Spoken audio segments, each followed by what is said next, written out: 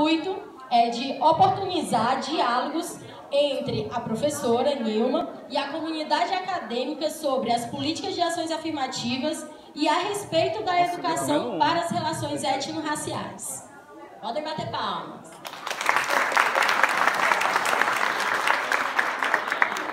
Me chamo Geiciane, sou coordenadora do DCE e também do Coletivo Enegrecer. Boa noite. Meu nome é Marleide Nascimento, eu faço parte da comunidade quilombola, sou uma aluna quilombola da Unilab, faço parte dos movimentos negros existentes no estado do Ceará e também faço parte do movimento estudantil quilombola indígena, né? E aí, nós estamos o movimento negro. Gostaria de chamar o professor Arilson, da CEPI, o professor Arilson dos Santos Gomes, a professora Geranilde Costa, coordenadora da pedagogia, a professora Vera Rodrigues, professora de antropologia, responsável pelo projeto Mulheres Negras Resistem.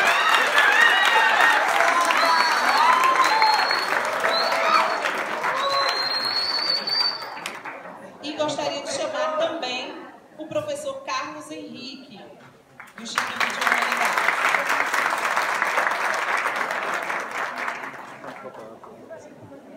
E aí, antes da gente chamar essas pessoas para falar só um pouquinho, bem pouquinho, tá, gente? E nós gostaríamos de chamar o coral da...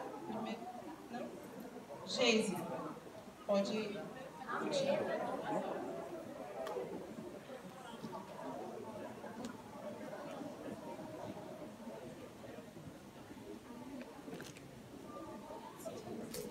Dando continuidade à composição da mesa, queria chamar aqui a professora Jaqueline Costa, coordenadora do curso do BHU.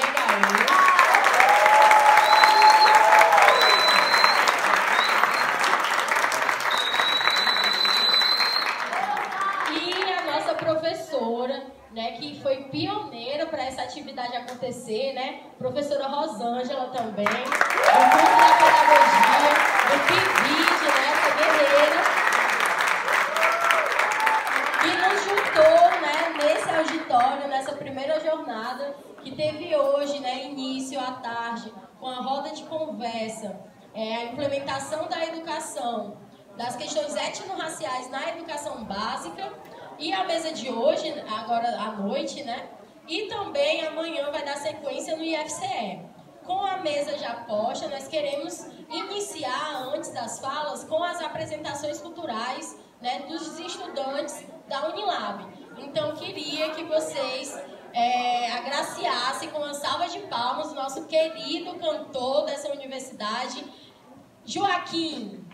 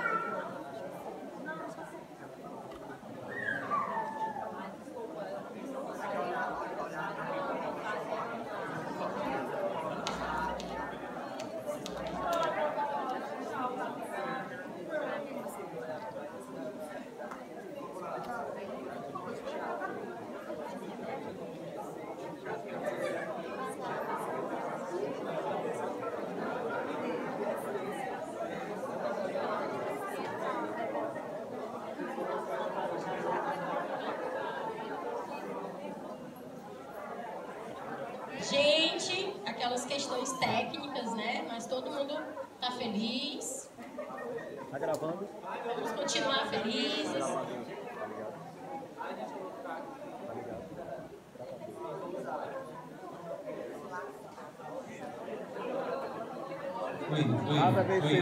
Oi, gente, boa noite. Sou Elianos, né, Joaquim também, que me chamou. Vou tentar aqui dar uma palhinha para vocês, tá bom? No mais, eu queria agradecer a oportunidade. Eu acho que essa mesa é maravilhosa. Essa galera, esse povo preto maravilhoso. Não tem como não dizer não, assim, para se apresentar, para mostrar e somar com vocês aqui nesse evento. Então, vamos lá, não é?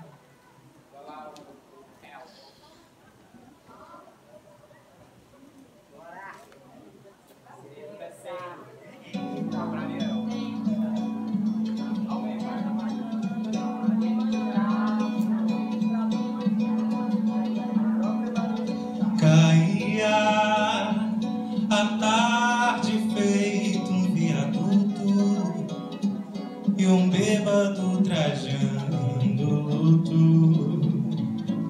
Me lembrou Carlitos, a lua, tal qual a dona de um bordel, pedia a cada estrela fria um brilho de aluguel.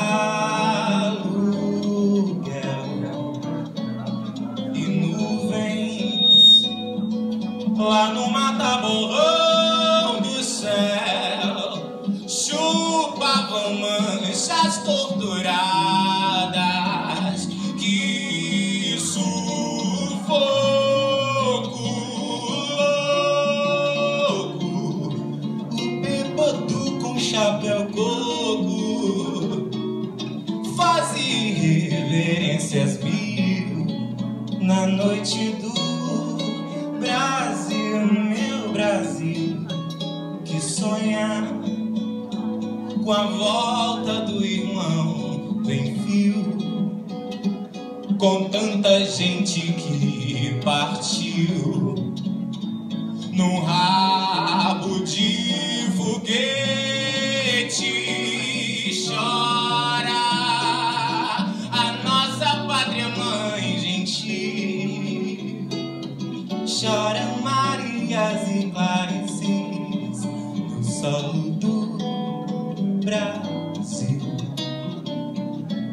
Mas sei, eu sei que uma dor assim pungente não há de ser inutilmente a esperança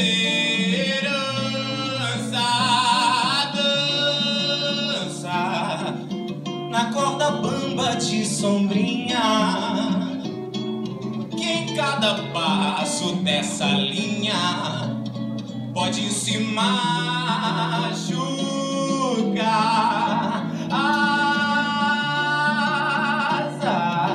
A esperança equilibrista sabe que o show de todo artista tem que continuar.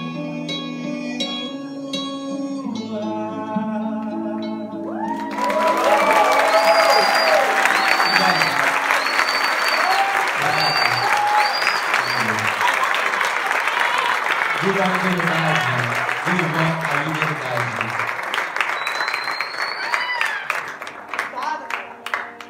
Essa é pras bi, essa é pras mana, essa é pras nós.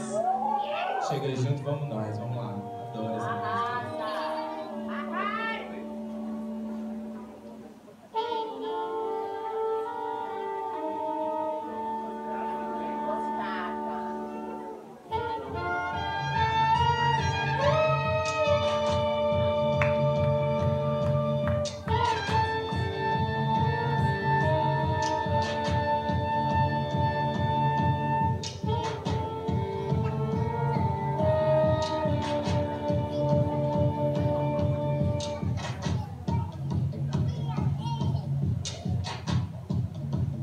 Com suas mãos na pia de aço no meio da mata verde, a distância de um cansaço. Quiséramos nós sermos um abraço pra que no laço fita, cachoeiro ou maço. Vos faço canção, vos faço canção, vos faço canção de antemão. O que resta desse nosso não? E assim mesmo nasce, assim mesmo nasce, assim mesmo.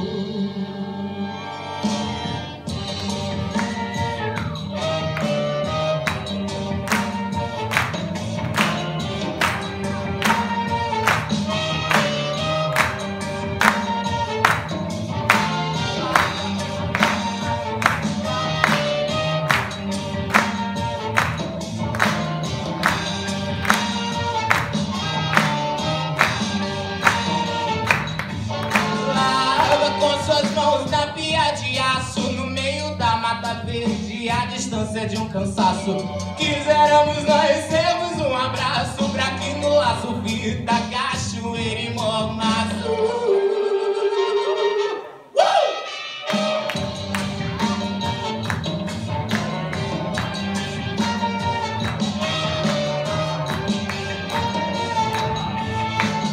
Faço canção de antemão, o que resta desse nosso não enraiza espalhado o chão.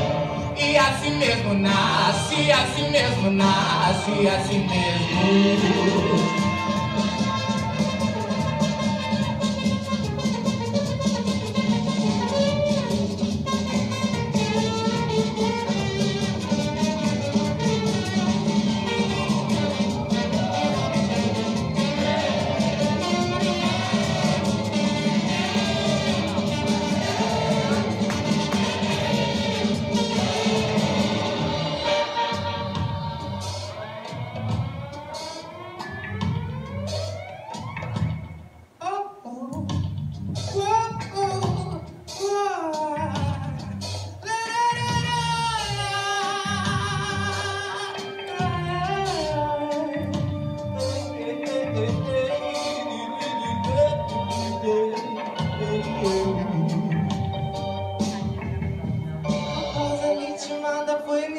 Nesse instante, coração de boa fala foi tirado sem doer. A pausa ritmada foi me dada nesse instante, coração de boa fala foi tirado sem doer.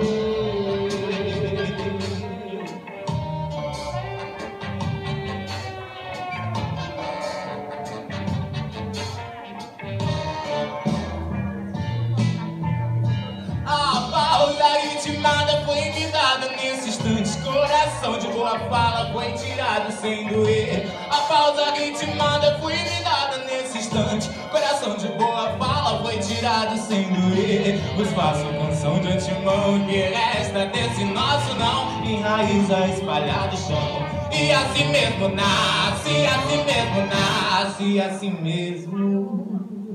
Obrigado.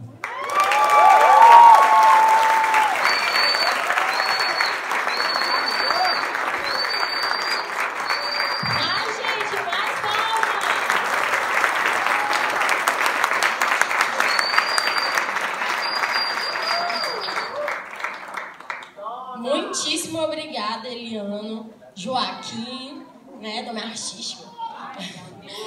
E aí, queremos também agradecer, né, a essa parceria, essa unidade, né, na comissão organizadora dessa nossa primeira jornada, que é o setor de promoção de igualdade racial da Unilab, junto ao subprojeto do curso da pedagogia no PIBID, promove com o apoio da editora Vozes, do mestrado interdisciplinar em humanidades, das instituições UFC, US e FCE, dos grupos de pesquisa no Afro, do Núcleo de Africanidades Cearenses, do NEABI-IF, a Coordenadoria Especial de Políticas Públicas para a Promoção de Igualdade Racial do Ceará. E agradecemos, claro, a nossa querida doutora professora Nilma Nilo Gomes, que foi reitora dessa universidade nos anos de 2013 a 2014.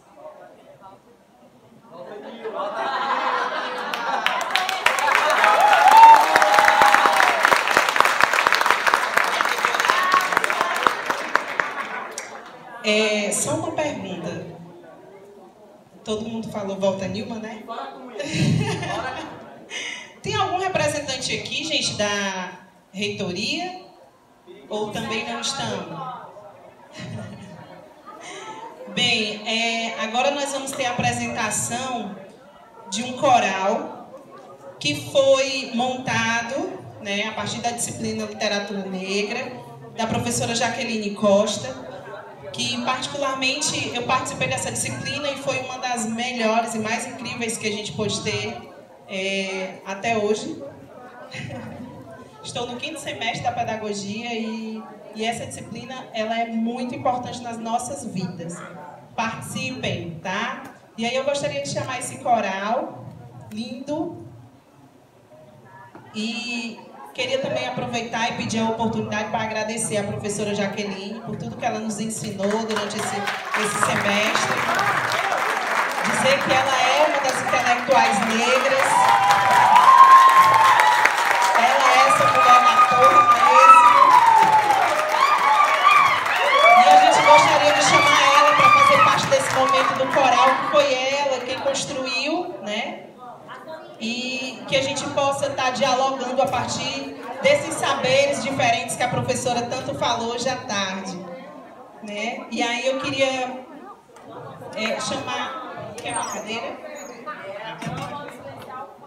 Então pedir para que a gente se organize.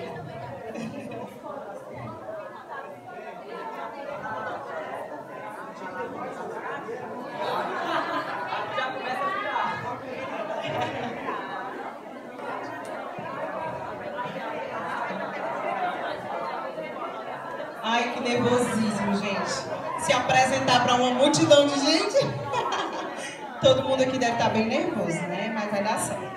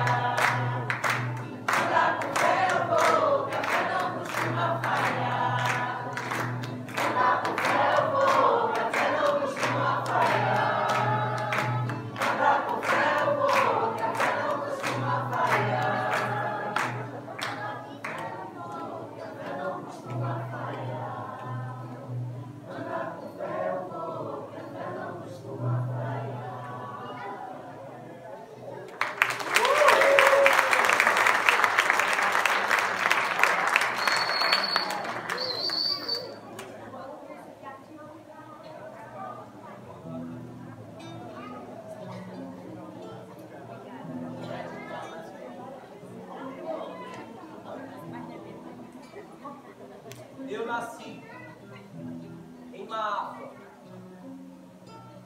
filho de um desastre, um ponto corpo que encruzilhou destroços e estudos. Eu sofri. O que resta aqui é o que sobrou daquilo que me impuseram, que me transformou e que me fez ainda permanecer de pé, pois apesar de qualquer dor, antes de qualquer dor, eu sou e continuo sendo o nosso amor. Um bando de linho, um poema tambor, que desperte o vizinho, pintar um asfalto no rosto, um poema amoroso, que amanheça a cidade, dançar com tamancos na praça, cantar porque o grito já não basta, esfarrapados, banguelas, meninos de rua, poetas babás, vistam seus trapos, abram os teatros, é hora de começar.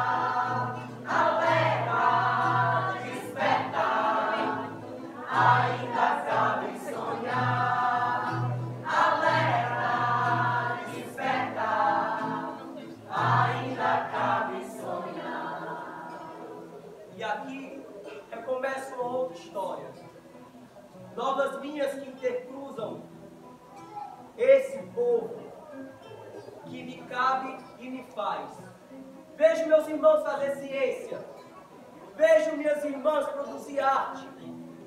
Vejo por todos os recantos deste país e do mundo que cabe a nós, povo negro em diáspora, reproduzir e produzir um novo mundo que por nós seja comandado. Um bando de linho, um poema tambor, que desperte o vizinho, pintar no asfalto do rosto, um poema amoroso, que amanheça a cidade, dançar com tamancos da praça, cantar porque um grito já não basta, esfarrapados, banguelas, meninos de rua, poetas babás, vistam seus trapos, abram os teatros, é hora de começar. Alerta, desperta, ainda cabe sonhar. Alerta, desperta, ainda cabe sonhar.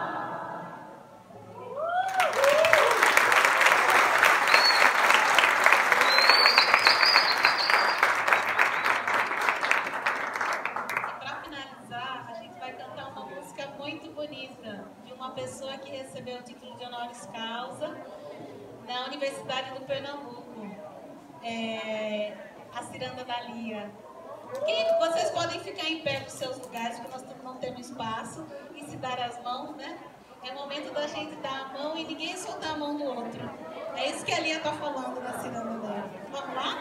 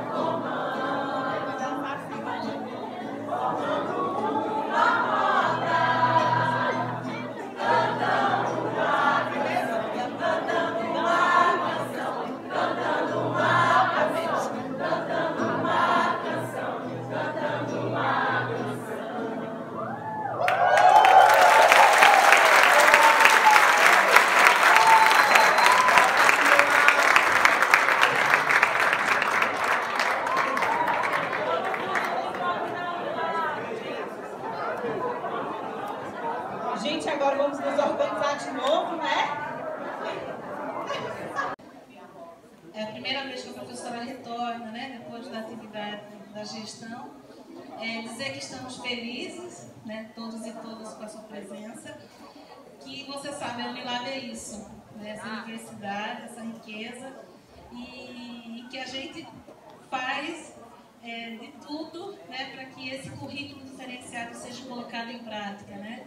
Tem uma frase do Paulo Freire que ele fala assim: é muito amor envolvido, né. Então, para além das nossas competências, a gente tem muito amor e compromisso, né. Então, estar aqui hoje, muita gente trabalhou, né, muitas pessoas vieram de tão longe, né, então, assim, gratidão mesmo por esse momento, pela presença de cada um e cada uma, né, pelos estudantes que vieram também, né, nesse momento fazer a sua, né, esse momento de alegria. Acho que é um momento de celebração, né, a gente está precisando para o nosso coração, né, para que a gente se fortaleça e que ninguém solte a mão de ninguém mesmo. Axé.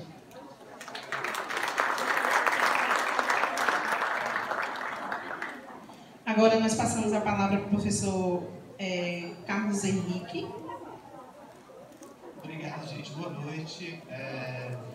O que eu tenho que falar aqui é uma honra estar aqui ao lado da professora Nilma, certo? É uma honra recebê-la novamente. Eu entrei na universidade quando a professora Nilma ela estava à frente aqui do exercício, já entrei participando um pouco também da administração junto com ela, e eu sinto honrado mesmo em tê-la aqui nesse momento, que é um momento rico demais. É muito bonito ver o auditório desse jeito, né? É muito bonito ver essa diversidade, essa pluralidade existente aqui na Unilab, e ela se manifestando dessa forma é emocionante, né? Diz muito sobre a nossa universidade, diz muito que é uma universidade de fato diferenciada, tá? E é isso, a minha posição é sempre de que a gente está aqui de braços abertos para receber todas as manifestações, todas as pessoas que venham para cá somar, e a professora Nilma é sem dúvida uma pessoa que já somou bastante, né? Porque parte dessa universidade, parte significativa dessa universidade foi construída durante a sua gestão, e cada vez que ela retoma, que ela pensa em nós, que ela, enfim, de algum modo se manifesta junto com a Unilab, é motivo para que a gente possa crescer cada vez mais. Bom, boa noite, boa atividade a todos e todas, parabéns aos organizadores, e mais uma vez agradeço a presença.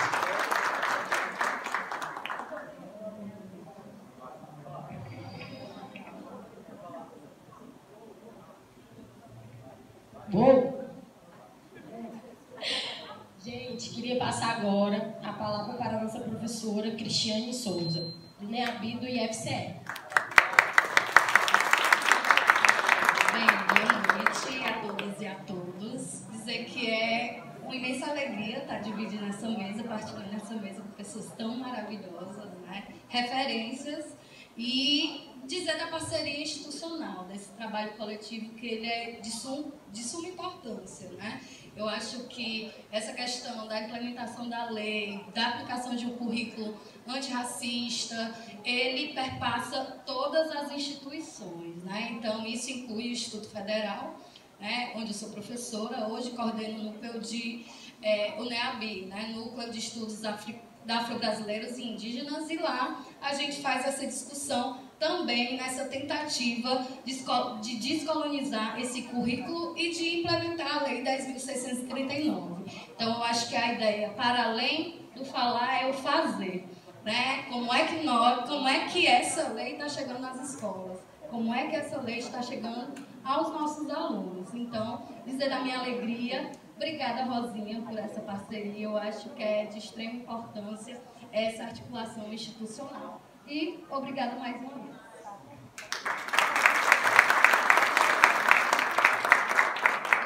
Agora, para fazer uso da fala, o professor Edson Holanda, da Prograde. Boa noite a todos e todas.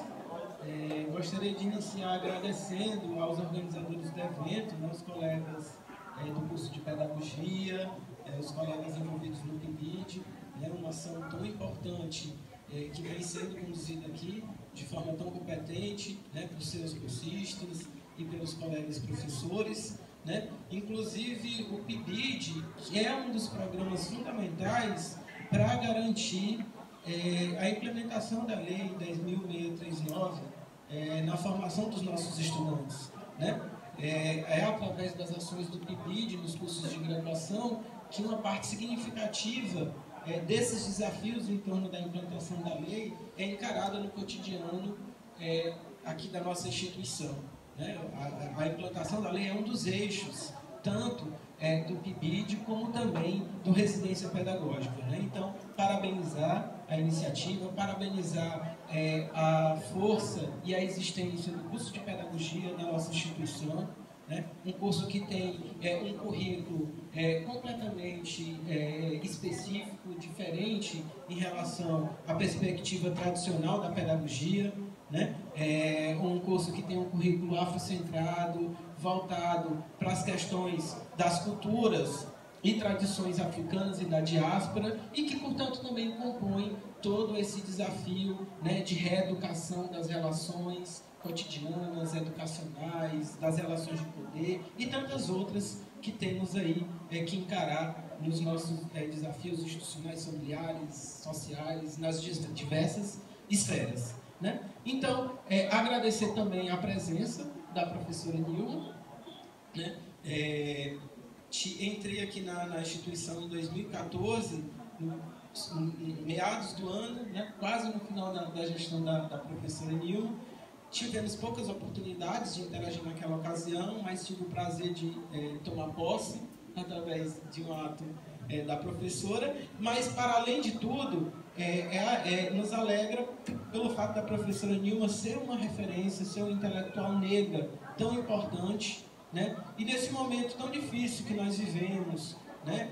De tantas ameaças do ponto de vista nacional, retrocessos, né? Ela está presente aqui, de um certo modo, nos fortalece e nos aponta novamente o centro e o nosso compromisso de constituir, né, uma educação que tenha um compromisso com novas perspectivas epistemológicas, que tenha um compromisso com os grupos que historicamente foram excluídos na sociedade brasileira e nos países lusófonos, né? Então, relembrando essa perspectiva e esse exemplo de intelectual que a professora Nilma que agradecemos esse momento por ser, de fato, um momento de fortalecimento para que a gente possa recompor nossas forças e seguir na caminhada, né, em busca da consolidação dessa instituição que é tão importante e que tem as mãos da professora Nilma também nesse processo de construção. Então, muito obrigada, professora, muito obrigada, organizadores. Boa aula a todos.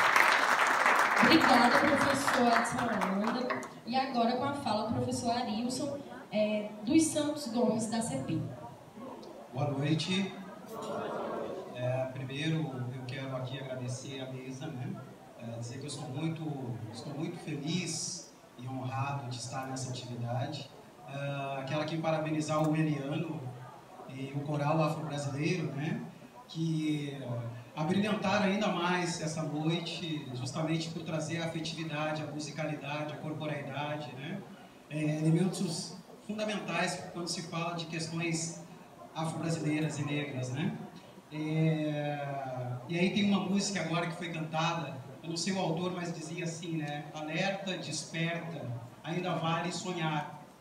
Se essa frase, para mim, parece muito representativa, é muito representativa.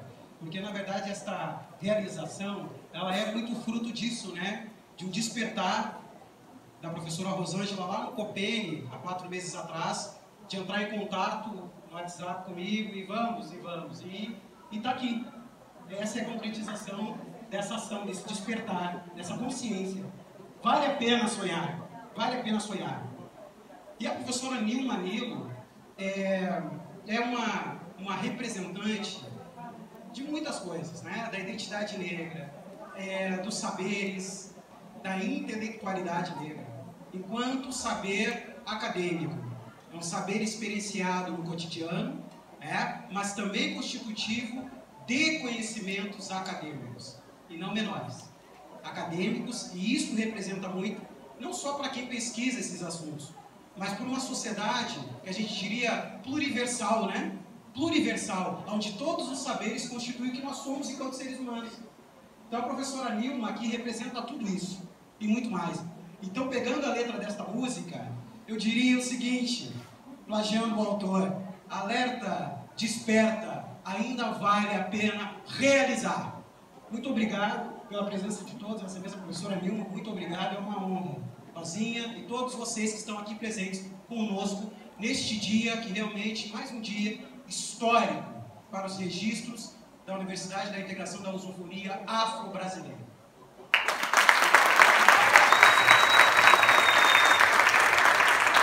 Muito obrigada, professora Larissa. E agora com a fala, a professora Giana Nilde Costa, coordenadora da Pedagogia. Boa noite. Vocês estão fracos, hein? Boa noite. Nós passamos aqui a tarde toda, tudo forte aqui. Certo? Então, gente, esse é um momento muito especial.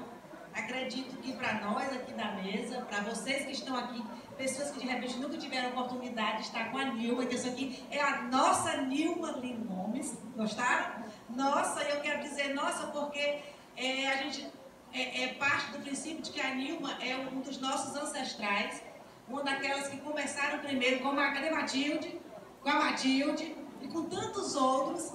Tem um ditado africano que diz que a avareza não traz bons frutos. E aí um evento desse é justamente dizer isso, que a gente não pode parar, a gente não pode ficar represado, a gente precisa acreditar. E talvez, sem menosprezar os outros movimentos, talvez o movimento desse seja aquele que mais resiste, mais está à frente e mais ousa. Certo? A pedagogia, dentro desse contexto, sem nenhum tipo de modéstia, sem nenhum tipo de medo, talvez esse seja o curso que mais ousa aqui dentro da Unilab. No sentido de que tem um currículo afrocentrado, desde o início brigando por esse currículo, dizendo que era possível. Rebeca está aqui que não pode mentir. Rebeca participou diretamente desse projeto, junto com a Nilma. Então hoje, a gente vê aqui a professora Carolina e a professora Rosângela, que estão à frente do PIBID, é dizer que é possível sim criar uma lei, criar um projeto afrocentrado, ou na perspectiva afro, dentro do PIBID, do Residência Pedagógica, e criar oportunidades, estratégias pedagógicas para que isso seja realmente, comprovadamente possível. Agora é preciso pessoas que realmente estejam comprometidas com a luta negra e com a luta de uma sociedade não racista. Porque eu disse hoje à tarde, esse nosso projeto, ou esse nosso PPC de pedagogia, ele não é somente voltado para negros, é voltado para a Unilab, para pretos e brancos, para índios, porque o nosso curso tem quilombolas, tem indígenas também. Então é dizer que é um curso ou um projeto que está aberto para quem quer deixar de ser racista, para quem quer uma sociedade justa, uma sociedade onde negros, brancos e índios possam andar como malungos, ombro a ombro.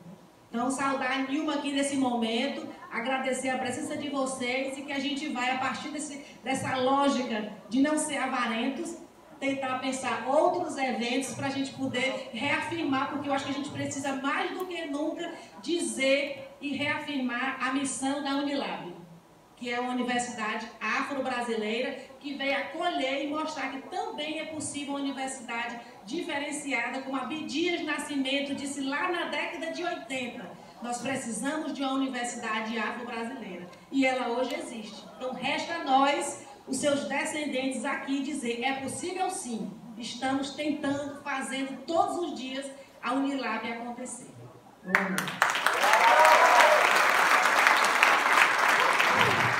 Obrigada, professora Geronilde.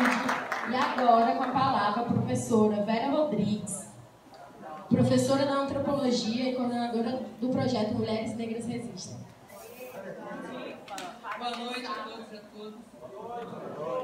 Eu gostaria de dizer, querida professora Nilma Gomes, que para mim a senhora é a síntese de uma coisa que eu tenho acreditado, lutado, empenhado, compartilhado, na medida do possível, com todos e todas que me rodeiam.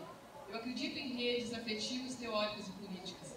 E essa constituição de redes construiu o dia de hoje. Construiu o trabalho de cada um que está nessa mesa. Especialmente as mulheres negras do curso de pedagogia, que eu sei o quanto se dedicaram para que esse momento acontecesse. E eu agradeço muitíssimo por isso, por renovar, particularmente a minha esperança de cada dia dar sentido a uma coisa chamada vida. E vida com dignidade, educação pública, democracia. Nossa universidade. Muito obrigada.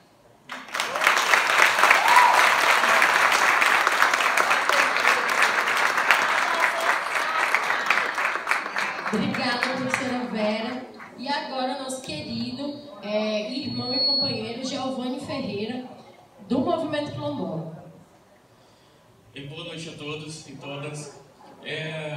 Nessa ocasião, representando então, o coletivo dos estudantes quilombolas aqui da Unilab, é um prazer, né, estar aqui nessa mesa tão brilhante. Uma mesa que nos desperta, né? Nós vamos daqui a pouco ouvir a professora Nilma, um tripé importante de debate, que é a universidade, a democracia, né, e o combate ao racismo. Então, muito nos interessa esse debate porque nós estamos lá tensionando isso. Nós estamos tensionando, de fato, esse tripé, porque nós reconhecemos que a universidade no Brasil ela foi criada, alicerçada exatamente para uma burguesia e para manter o padrão da elite brasileira. Então, a presença de povos indígenas, quilombolas e outros segmentos sociais foram excluídos desse campo. Então, as suas epistemologias também foram excluídas desse cerne. Então, diante disso, nós estamos também tensionando enquanto estudantes. E aí, já puxando um pouco a sardinha da gente, né? Gostaria de mencionar que eu, particularmente, Marleide, que aqui está, e tem Tatiana também, que somos da mesma comunidade lá de Horizonte, que é Alto Alegre, nós estaremos participando do 6º Colóquio Internacional sobre Educação para Povos Indígenas e Afrodescendentes da América Latina, cujo tema desse ano é as múltiplas formas do racismo e da discriminação racial no ensino superior, que ocorrerá entre os dias 6 a 8 de novembro, na sede da reitoria da Universidade 3 de Fevereiro em Buenos Aires, Argentina. O artigo que nós produzimos com o título Quilombolas no Ensino Superior, a experiência das políticas afirmativas no enfrentamento ao racismo na Unilab, ela foi uma das 10 melhores selecionadas dentre 65 trabalhos de toda a América Latina.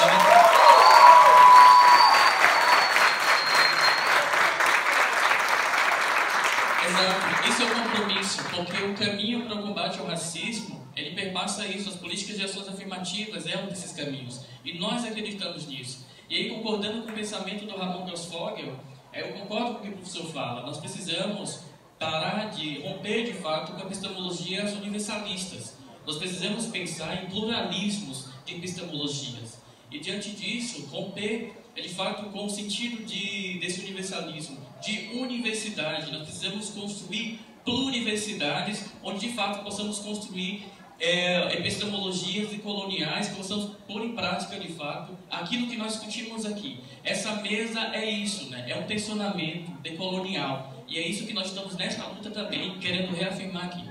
Nós agradecemos muito e estamos aqui prontos para ouvir, né, e debater sobre o assunto. Obrigado.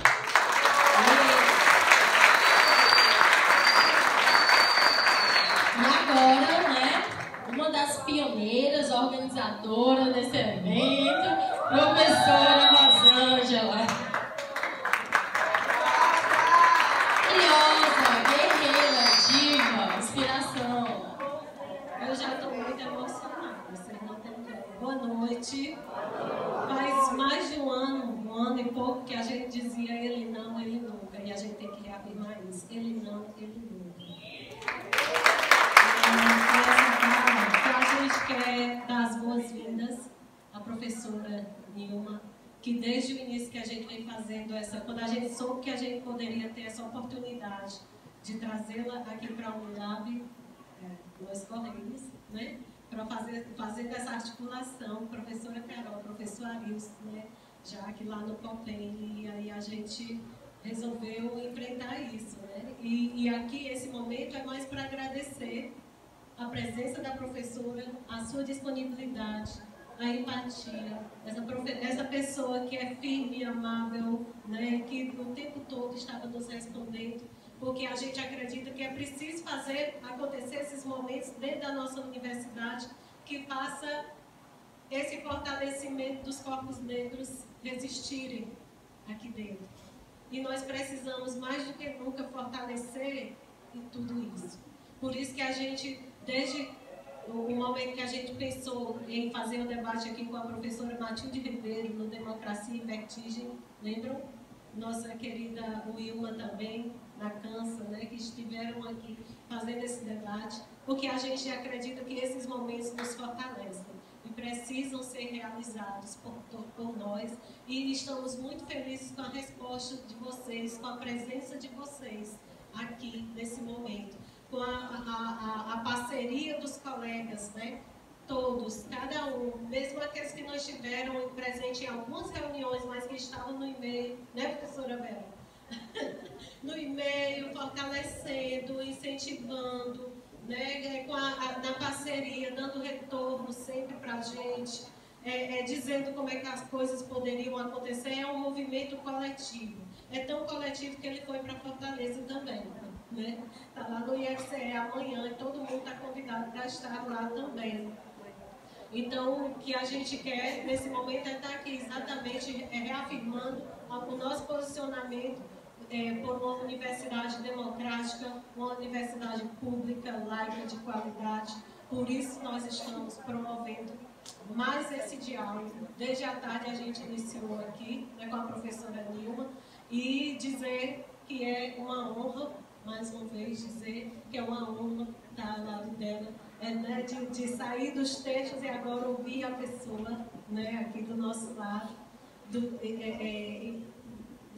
tudo isso que a gente vem construindo com os nossos alunos, com os nossos bolsistas do PIBIT, né? É uma iniciativa do PIBIT Pedagogia.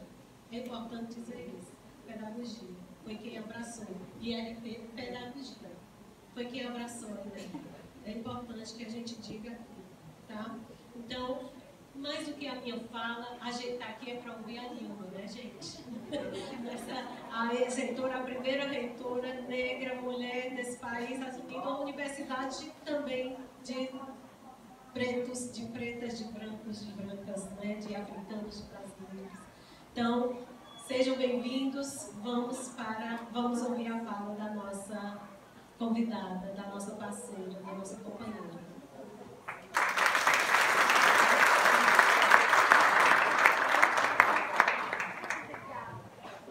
Obrigada a todos e todas que estiveram aqui na mesa. Agora eu queria pedir para que a gente pudesse desfazer aqui a nossa mesa, mas também queria agradecer a Universidade, Democracia e o Combate ao Racismo com a professora Nilma Gomes. Obrigada.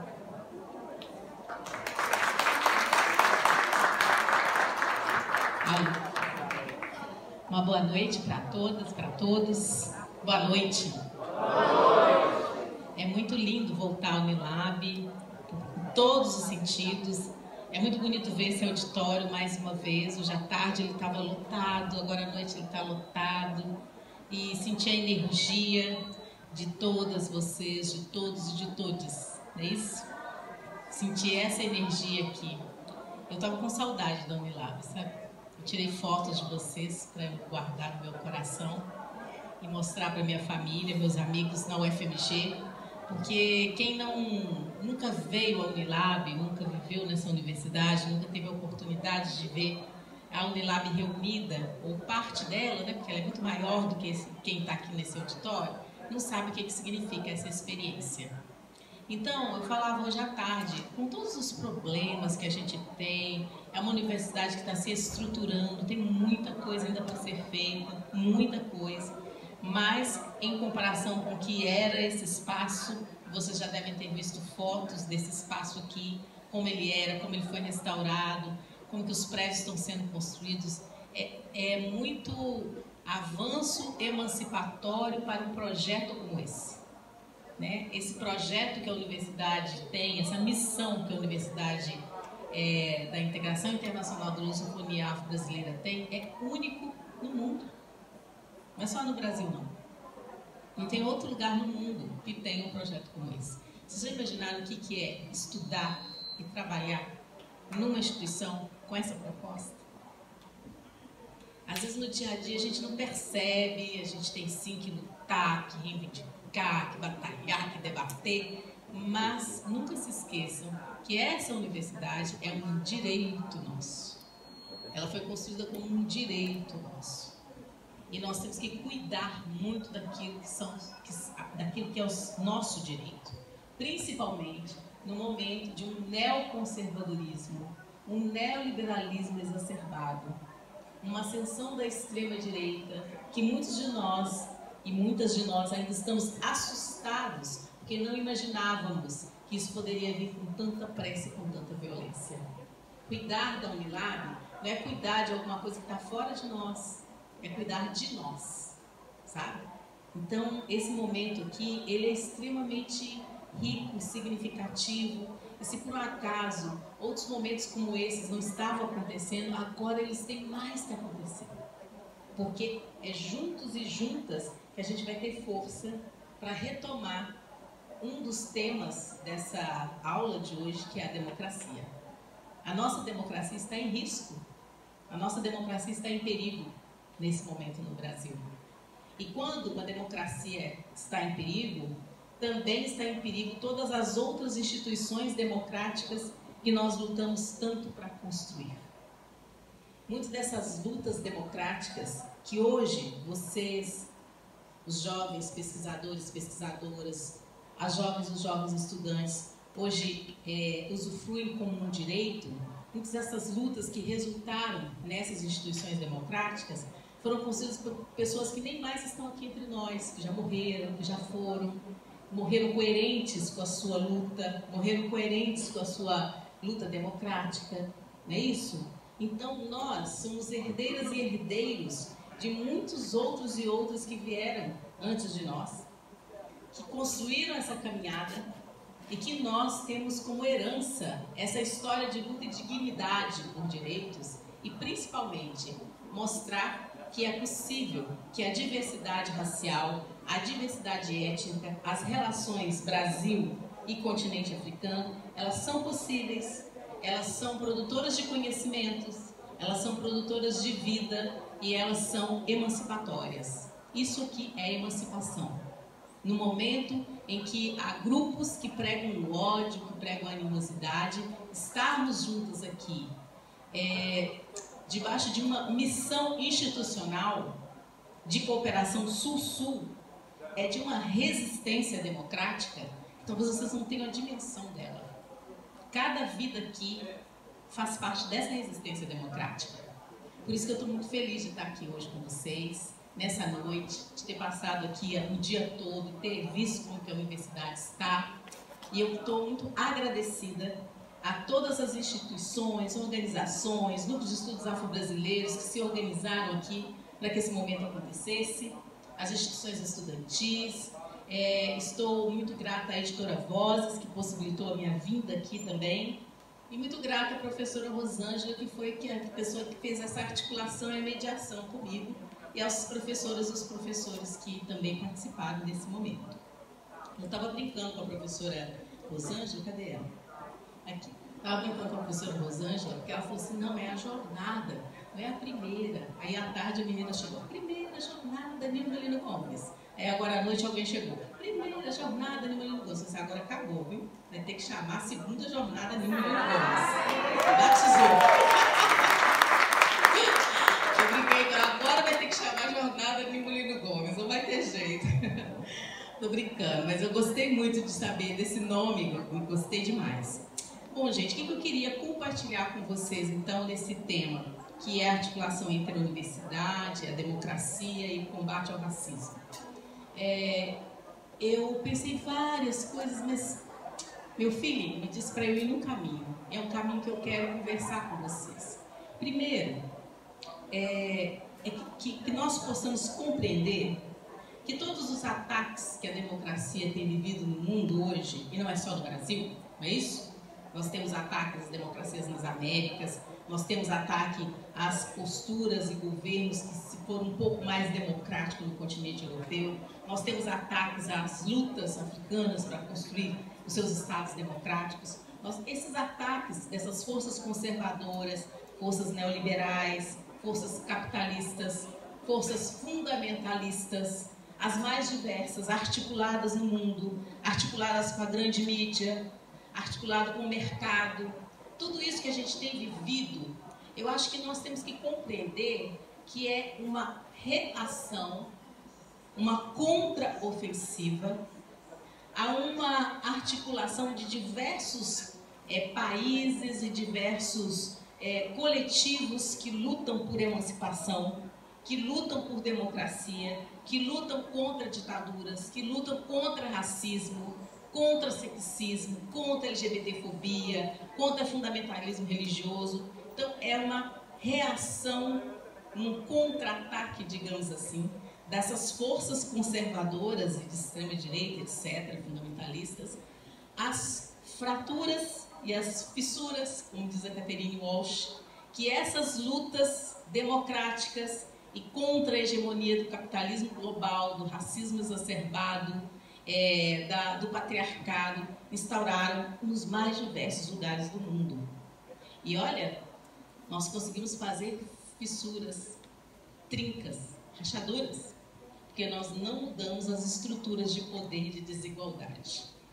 As estruturas de poder e de desigualdade, elas ainda imperam no mundo, mas articuladas das mais diversas formas, ora em movimentos sociais, sindicatos, grupos de esquerda, grupos emancipatórios, partidos, etc., de um campo progressista, isso nas Américas, na América Latina, no mundo, nós conseguimos expor, digamos assim, o que é o neoliberalismo, o que é o fundamentalismo, o que é esse capitalismo mais do que selvagem que se instaurou no mundo, é capaz de fazer com as pessoas, com a vida das pessoas. É capaz de gerar pobreza, violência. E conseguimos um grau de uma leitura um pouco mais consciente, digamos assim, de setores da sociedade brasileira diante dessas desigualdades. Conseguimos, sim. Muitas vezes nós escutamos, o povo está alienado, as bases estão distantes da política, etc. Muito cuidado na hora que a gente fala isso, né? Muito cuidado. Muito cuidado com a gente, o que nós estamos chamando de bases, o que nós estamos chamando de distantes da política, o que nós estamos entendendo por política e, principalmente, por que determinadas ações políticas não têm interessado a determinados setores da população que, principalmente, são, digamos assim, destinatários das próprias políticas sociais. O que é que tem acontecido, né, no nosso país e em outros lugares do mundo? Então, eu queria que vocês compreendessem isso, que há um conflito, uma tensão, uma disputa no mundo hoje, e o Brasil tem feito parte, faz parte dessa disputa, de projetos, e que são projetos não só de governo, são projetos de Estado, são projetos de nação e são projetos de humanidade. Porque são projetos que fazem uma leitura restrita do que é a própria humanidade. E vão considerar que só determinados grupos são humanos e outros grupos são não humanos. Judith Butler fala isso, os neocoloniais falam isso, os pós-coloniais têm falado isso. E essa cisão entre o humano e o não humano, ela não é de agora, ela não é dos anos 90 para cá, ela é um projeto colonial. Então, esse projeto colonial que foi se consolidando ao longo dos séculos, nas Américas e no Brasil, né, ele foi se consolidando e tudo isso que a crítica decolonial chama de colonialidade, Quirrano, Grossfogel, que foi citado aqui, Castro Gomes, etc., essa colonialidade, é importante que a gente entenda que ela é mais do que um conceito. A colonialidade diz respeito à concretização de práticas de violência, de exclusão, de negação do outro, de negação da diferença, orientadas por uma determinada visão de mundo, orientadas por um imaginário, e um imaginário colonial, porque pensa que esse outro, principalmente o diferente ou a diferente de mim, não tem direito de viver se não for sob a égide do meu poder de dominação. É isso que a gente tem vivido de forma muito exacerbada no Brasil e em outros lugares do mundo. Então, pense que uma universidade como a Unilab, ela sai na contramão desse projeto, porque ela institui e ela obriga o campo do ensino superior no Brasil, em diálogo com o continente africano, é isso? Ela obriga ao reconhecimento justamente desses sujeitos que pertencem a esses coletivos diversos, historicamente tratados como desiguais e como inferiores, ela obriga o campo do conhecimento, a ciência, a reconhecê-los como sujeitos. E sujeitos de conhecimento. E sujeitos de práticas e experiências que produzem conhecimento. E sujeitos de cultura, e sujeitos de políticas, e sujeitos corpóreos, e sujeitos com sexualidade, e sujeito com raça, com gênero, com nacionalidades e identidades diversas. A Unilab é isso. Por isso ela é um projeto emancipatório. Com todas as críticas que a gente possa ter, mas pense, eu estou na UFMG, eu sou professora da UFMG, eu voltei para lá, pense nas outras universidades que nós conhecemos, se alguma delas tem um projeto que de cara ele sai emancipatório como esse. Mas não basta apenas ter o projeto e a missão institucional escrita. O grande desafio é você colocar em prática isso tudo. Né? E o grande desafio é que os sujeitos que participam da Unilab como estudantes, como docentes, como técnicos administrativos, compreendam também a radicalidade dessa proposta, entenderam? E compreendam que, principalmente nesse momento que nós vivemos no Brasil, essa radicalidade emancipatória da Unilab, ela tem que ser ainda mais radicalizada. Mas para isso, a gente tem que aprender a viver junto. A gente tem que aprender a trabalhar coletivamente. A gente tem que aprender a discutir mais, debater mais entre nós. E a gente tem que saber quem é de fato o nosso inimigo ou o nosso adversário. E não brigar entre nós mesmos. Porque muitas vezes a nossa energia está tão gasta entre nós mesmos, não é isso? Pelas nossas divergências que temos de compreensão do projeto, de concretização disso, mas estando todos no mesmo campo emancipatório, entendeu? Uma coisa é quando estamos estabelecendo a disputa com aquele que não está nesse campo e que quer o quê? Dar continuidade a um projeto colonial de conhecimento, de universidade, de sujeito, de humanidade. A outra coisa é quando eu estou no campo emancipatório, que de partida quer manter essa emancipação, mas tem diferentes interpretações dessa emancipação. Olha essa emancipação a partir das suas experiências, as experiências são as mais diversas. Tem filiações teóricas as mais distintas, mas esse é o momento que nós vamos ter que saber nos articular mais, construir mais pontos comuns de semelhanças e de aproximações, e que não significa homogeneizar, significa ter sabedoria para construir a resistência.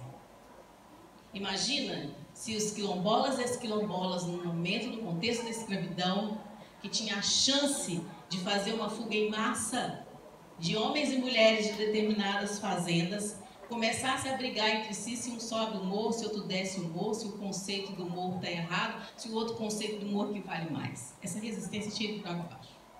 Então, nesse momento, a gente tem que trazer essa resistência quilombola, e tinha um quilombola na mesa que falou conosco, né? Essa resistência quilombola que faz com que os quilombos existam até hoje no Brasil, mesmo com tantas formas de tentativas de extermínio deles. Nós temos que trazer essa resistência quilombola, nós temos que trazer a ginga da capoeira, sabe? A ginga da capoeira. Finge que vai, mas não vai. É isso? Finge que vai bater, mas não bate. Esquiva e dá um golpe certeiro.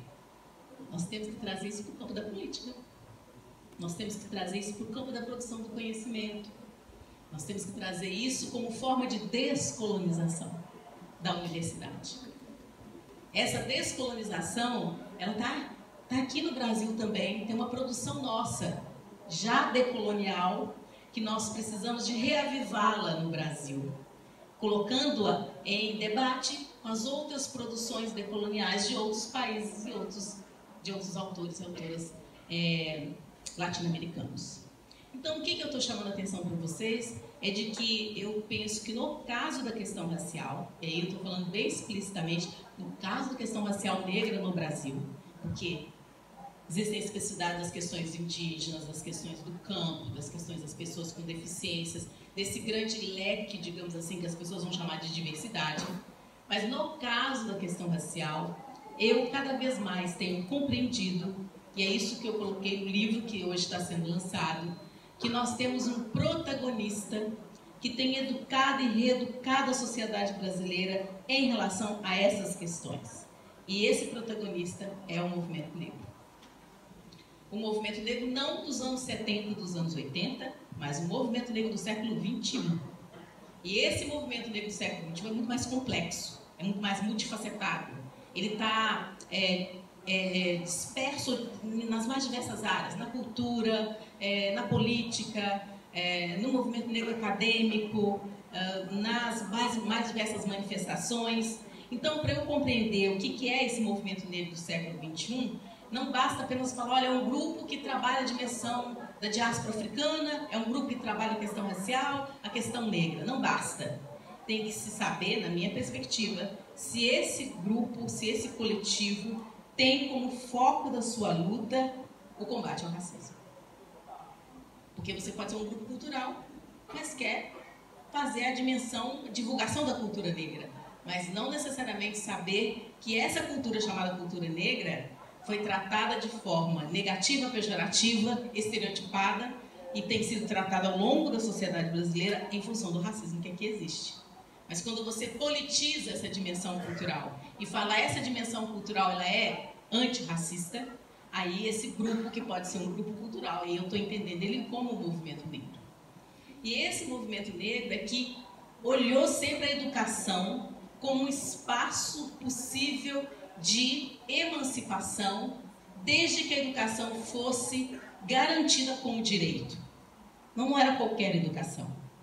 Era a educação garantida como direito e o Estado brasileiro assumindo essa educação do Brasil de um modo geral e da população negra em específico como direito. Mas por que assumir como direito? Porque vocês estão da pedagogia, um grande grupo aqui, das ciências sociais e humanas, um outro grupo, vocês sabem que ao longo da história da educação do Brasil, essa escola que nós temos hoje, ela não foi pensada para toda a população brasileira, principalmente para a população negra brasileira, descendentes dos africanos, das africanas escravizadas. Então, o que o movimento negro fez, que deu uma inflexão, um rompimento dentro do campo educacional, da política educacional, foi trazer a educação da população negra como um direito e explicitar para o Estado brasileiro que esse Estado brasileiro, na hora que ele fazia a sua política educacional, essa política educacional, ela era desigual.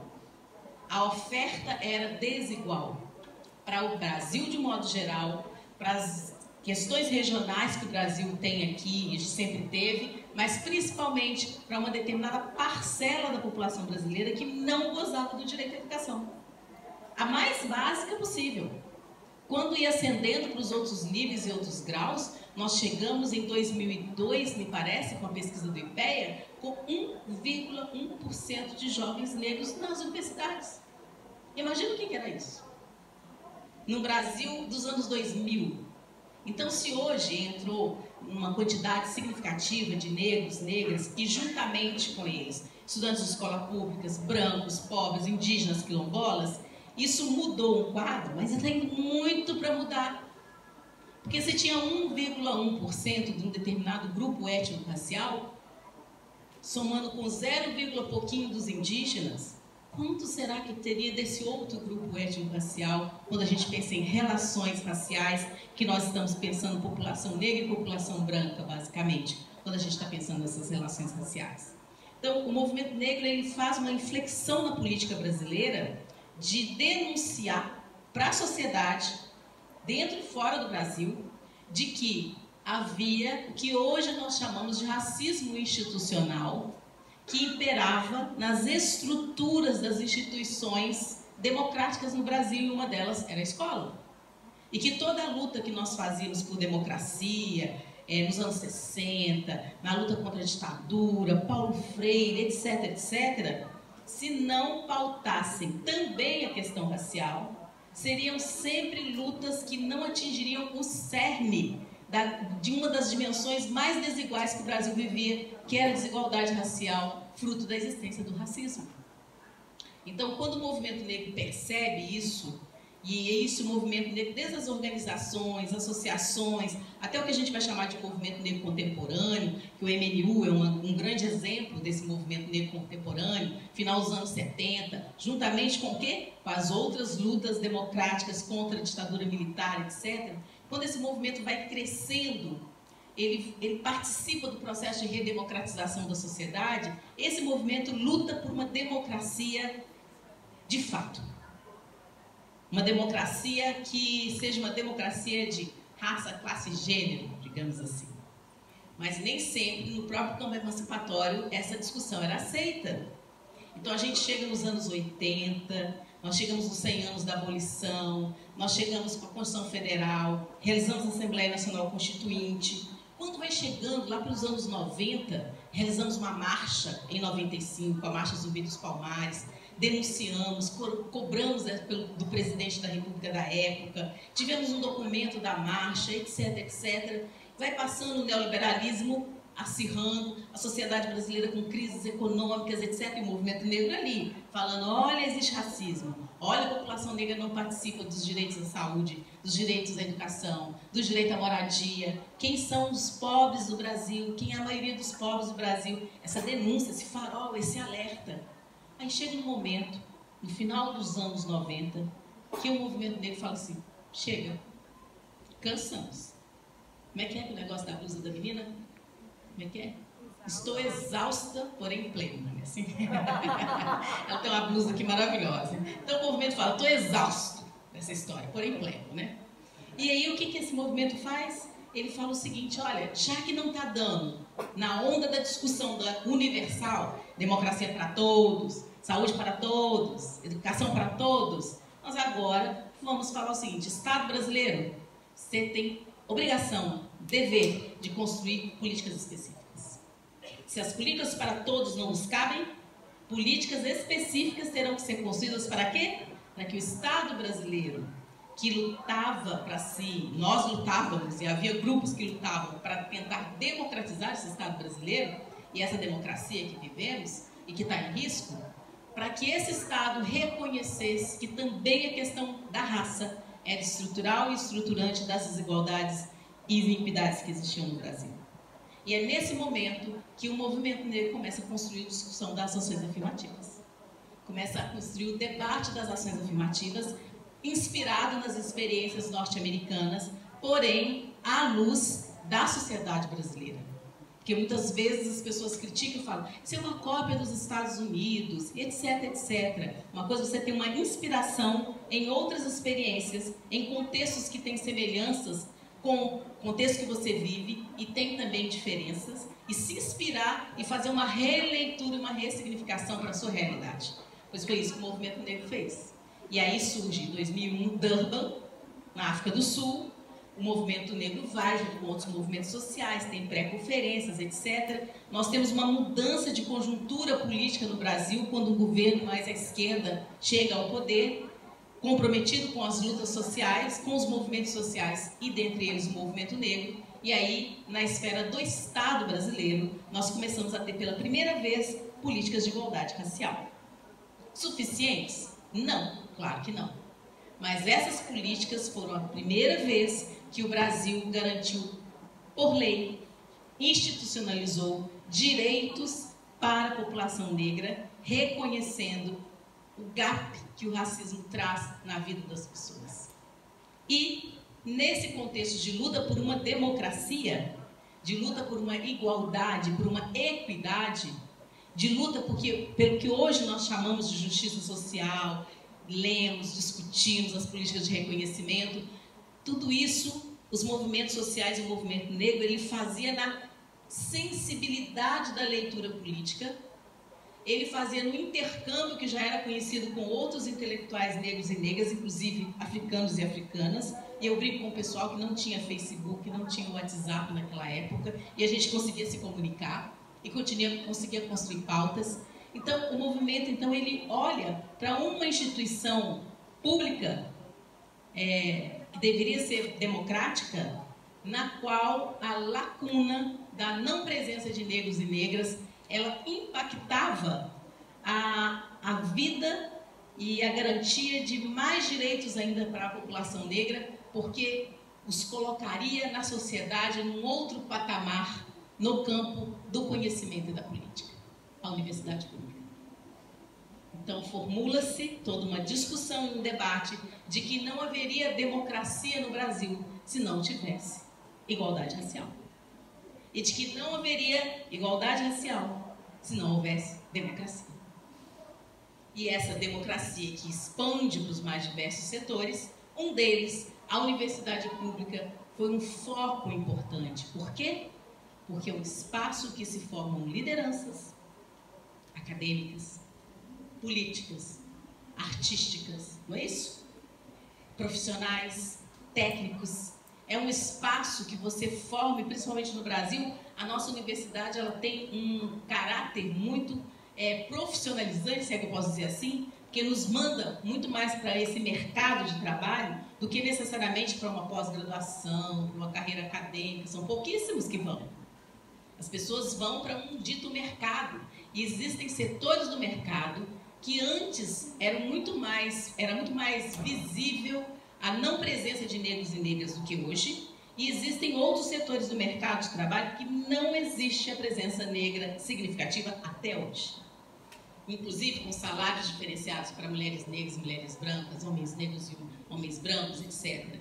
Então, quando o movimento negro participa com os outros movimentos sociais pela democratização da sociedade, e dentro da democratização da sociedade, a democratização da educação básica, a universalização da educação básica, que a gente pudesse fazer mais que os 4, hoje 5 anos iniciais, mas completasse o ensino fundamental e completasse o ensino médio, junto com as outras lutas democráticas pela universalização da educação, lá estava o movimento negro, lá estava o povo negro. Então, quando amplia, democratiza, os jovens começam a concluir o ensino médio, mesmo que ele ainda não esteja devidamente universalizado, começam a chegar quadros, sujeitos com potencial, com competência para disputar espaços na universidade.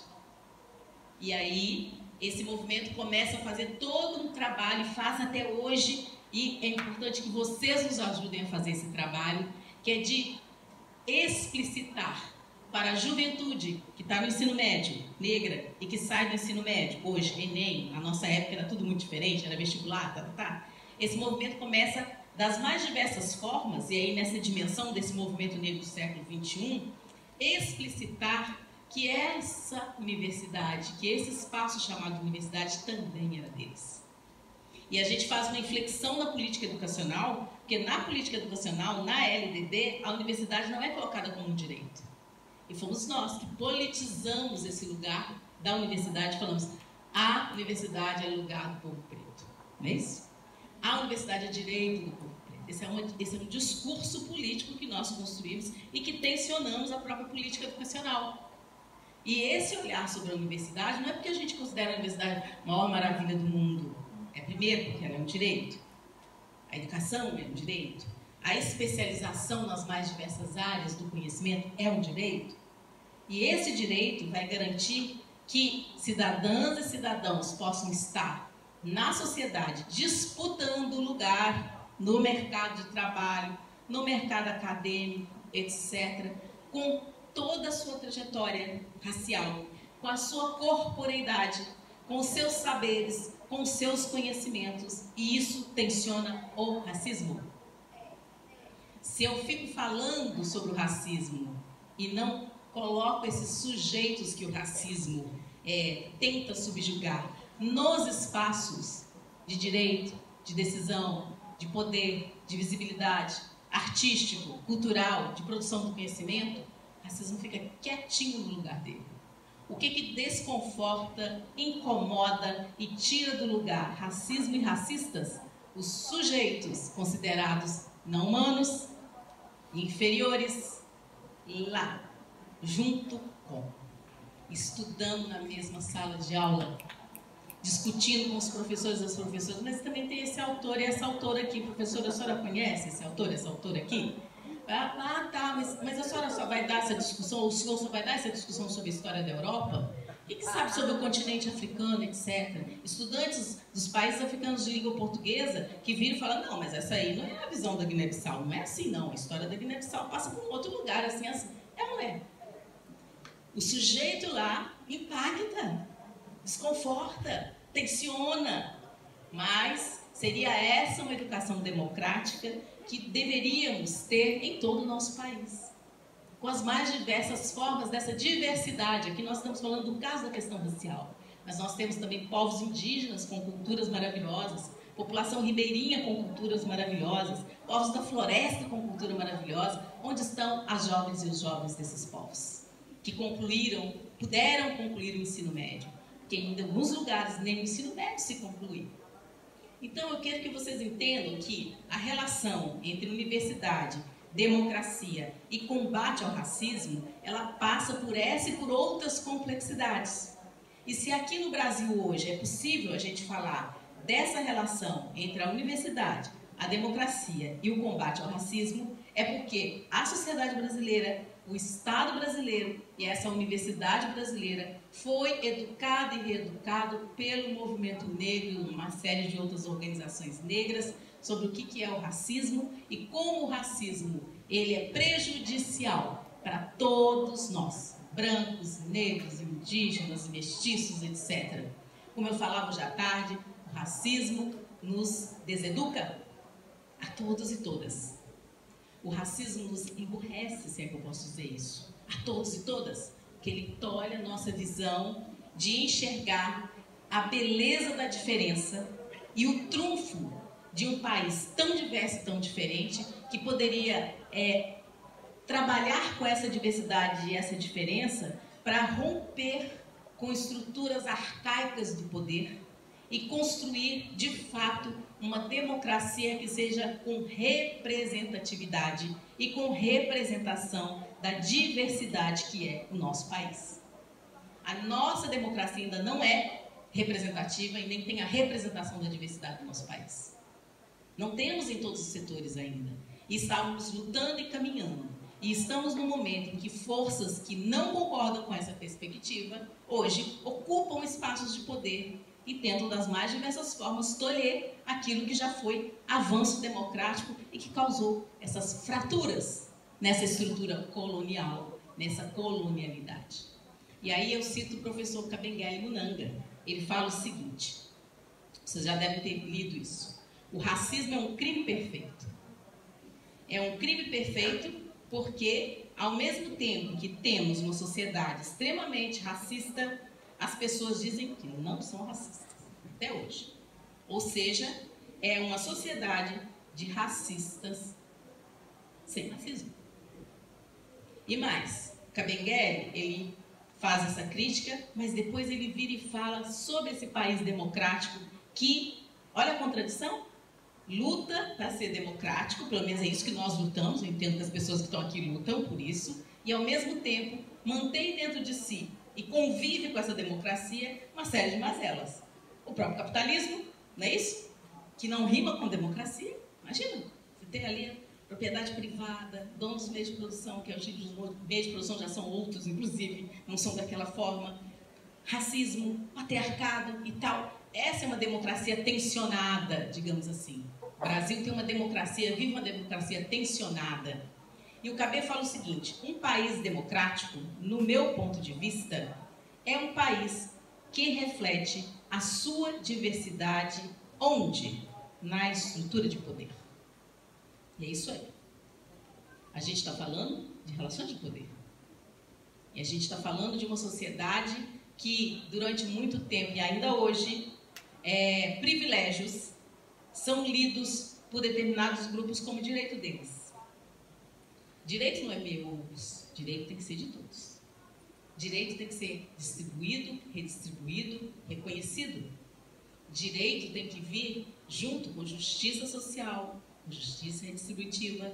Direitos têm que vir junto com justiça cognitiva, no caso da universidade. A nossa universidade será mais democrática quando nós conseguimos que ela faça justiça cognitiva. Quando os diferentes conhecimentos, experiências que circulam aqui dentro, junto com a ciência, junto com o conhecimento científico, rivalizando com esse conhecimento científico, tensionando com esse conhecimento científico, forem reconhecidos como conhecimentos. E, como eu dizia hoje à tarde, os sujeitos que produzem esse conhecimento sejam reconhecidas e reconhecidos como sujeitos, produtores e construtores de conhecimentos. Inclusive, sujeitos coletivos, como atores políticos, como o próprio movimento negro é. E aí, qual que é esse impacto que o movimento tem trazido para essa sociedade, para essa universidade e para essa democracia? Um processo que eu chamo de produção de conhecimentos e de saberes.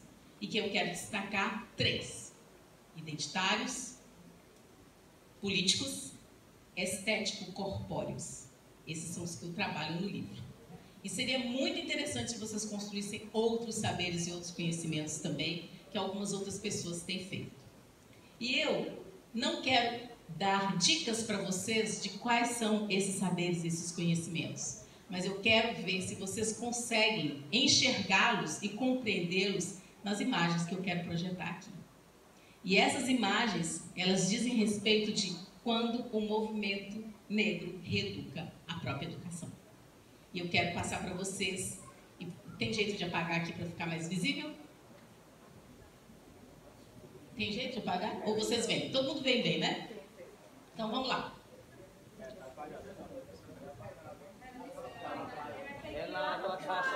Se for apagar, desliga. Alguém que está saindo aí podia apagar a luz, é por aí? Desliga a luz e deixa, a pessoa tem que saber. Mas quem está aí atrás consegue ver?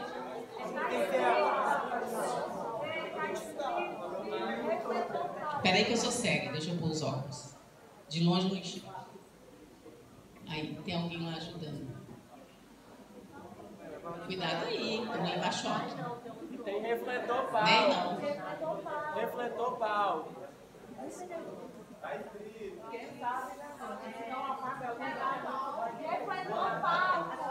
Vai lá, vou ficar de pé agora. Ai, gente, estou a senhora, né? Já estou gemendo para levantar. Ó, não filma isso não. Tá filmando? Deixa eu ficar aqui nesse cantinho para ele poder me ver. Muitos de vocês já estudaram sobre a imprensa negra.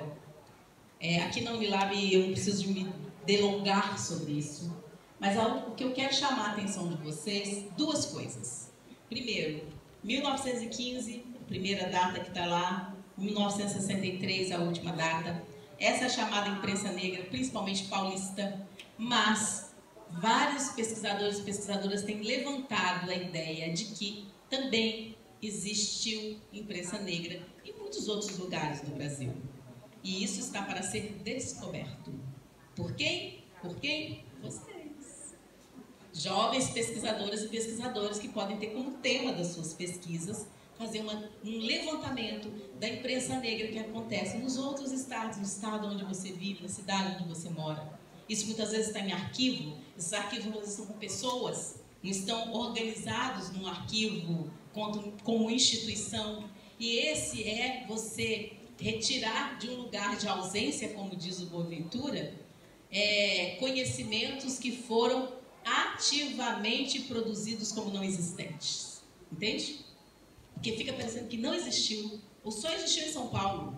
Mas essa produção de uma não existência, ela é intencional no contexto das relações de poder que nós vivemos. Coloniais, patriarcais, racistas, etc, etc.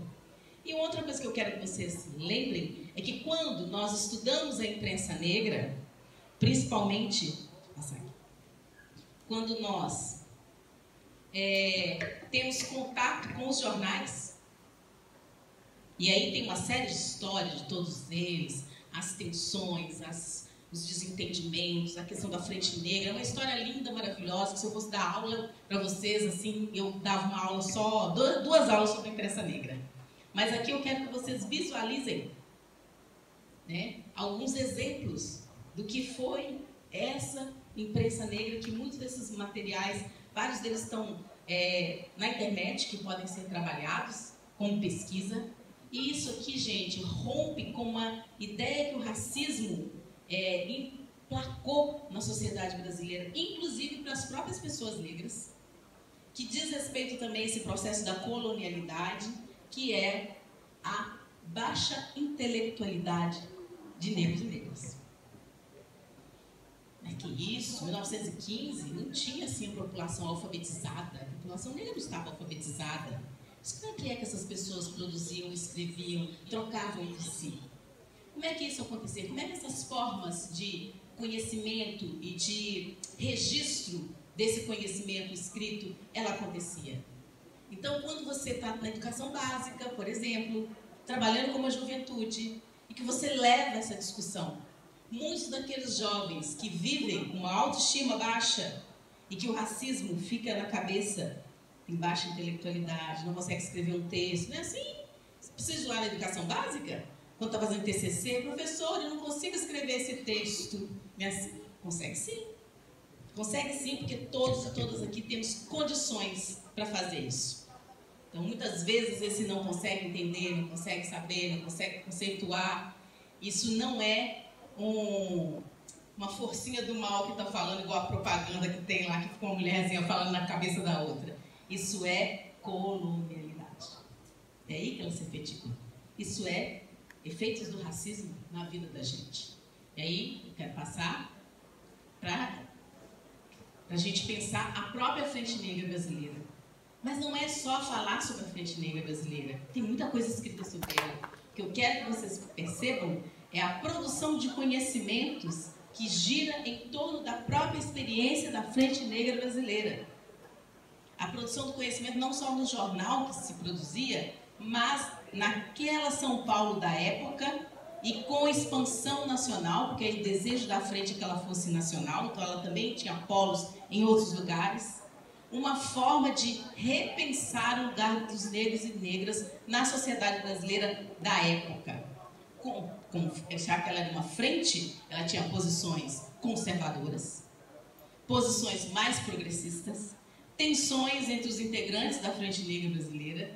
Então, desconsiderar essa ideia que todo mundo é santo na luta racial. Há tensões, há divergências, há disputas também. Agora, havia um objetivo aqui, mais de integrar do que necessariamente de sair tensionando, como foi o MNU, por exemplo, na década de final de 70, porque nós temos um contexto de época que é 31 a 37. A frente se torna partido, mas tão logo o Estado Novo é implementado e todos os outros partidos são dissolvidos, então você tem um Estado autoritário no Brasil. E aí eu quero que vocês visualizem o impacto da presença da Frente Negra Brasileira. Muitas vezes a gente fala, não pedi 5 pessoas reunidas, 10 pessoas. Olhem para essa foto. Imagina o Brasil da década de 30. Se a Unilab, com esse auditório, causa impacto em pessoas que não concordam com esse projeto, né, que chegam ali na porta e falam, uau, imagina o que é o Brasil da década de 30 com essa organização. Quais conhecimentos ali pululam dessa organização? E aí, você tem as mulheres da Frente Negra. Nós, mulheres negras, sempre na luta, né? Na resistência. As rosas negras. Quais pesquisas e quantas existem sobre as rosas negras? Quase nenhuma. Dá para ser pesquisado, gente. Trabalho de arquivo, trabalho de garimpagem, de pensar uma produção de conhecimento de raça e gênero na década de 30 no contexto da Frente Negra Brasileira. Vamos lá? E aí a gente tem o TEM, que é o Teatro Experimental do Negro, todo mundo também que estuda relações raciais sabe sobre o TEM, etc, etc. Mas o que eu quero chamar a atenção? No conjunto de saberes estéticos, corpóreos, artísticos, que o TEM coloca para a sociedade brasileira, impacta o campo artístico da sociedade brasileira, impacta a intelectualidade brasileira, quando o TEM coloca corpos negros em cena. E esses corpos negros insurgentes, irreverentes, e esses corpos negros que antes eram fantasiados no blackface, e que foi o que fez Abdias do Nascimento se indignar quando ele sai do Brasil e vê a peça Imperador O'Neill sendo encenada com blackface, e ele volta e fala, não, nós vamos mudar isso aqui. Junto com outros e outras, ele vai, constrói o TEM, e o TEM, só para vocês terem uma ideia da vida, da dinâmica, tem vida aí, né? Muitas vezes fala, como é que era isso? Ficava todo mundo assim, sentadinho, fazendo política, tem vida, tinha dinamismo, tinha conhecimento sendo produzido, e nós, gente, somos frutos disso aqui. E, para quem vem dos países africanos, nossa existência aqui e resistência aqui é fruto do lugar de onde vocês vêm e que deixou um legado para nós também.